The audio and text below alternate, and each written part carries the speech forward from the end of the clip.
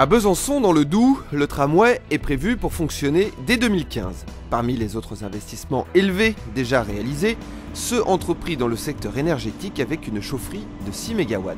Cette chaudière bois vient en complément des énergies qui sont déjà sur le réseau.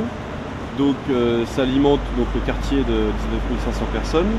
Et la chaudière bois permet de subvenir à 20% des besoins de ce quartier.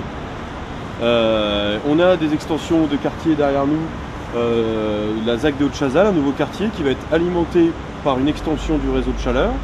Et on a aussi l'hôpital qui s'agrandit.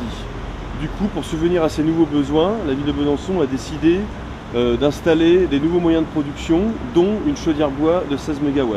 Malgré les performances encore relatives des batteries, Besançon développe régulièrement son parc d'automobiles électriques pour les déplacements de courte distance de ses employés municipaux. L'idée originale de nommer la Bisontine son eau courante est à citer parmi tant d'autres. Le rôle des collectivités, c'est de montrer l'exemple, de tracer la piste, d'être des défricheurs. Un exemple, 140 familles pilotent pour le climat, comment dans sa vie de chaque jour, on trie mieux, on économise de l'énergie, on protège l'environnement.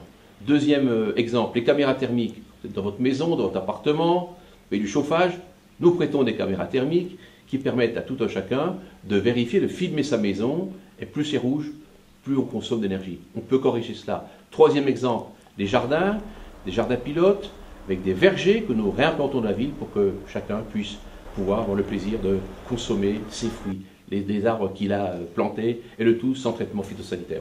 Enfin, sur le volet social, une action là encore très innovante, une crèche où la mixité est maximum. Le développement durable dans une ville comme Besançon, ça va de la crèche, comme on l'a vu tout à l'heure, une crèche BBC qui accueille des enfants polyhandicapés dans un quartier sensible, au service voirie ici, où on a mis en place un système de récupération d'eau de pluie pour nettoyer les trottoirs, parce que c'est pas bien normal, quand on y pense, de nettoyer les trottoirs avec de l'eau potable. Donc il y a 60 mètres cubes derrière moi qui servent à remplir les laveuses et les balayeuses de la ville.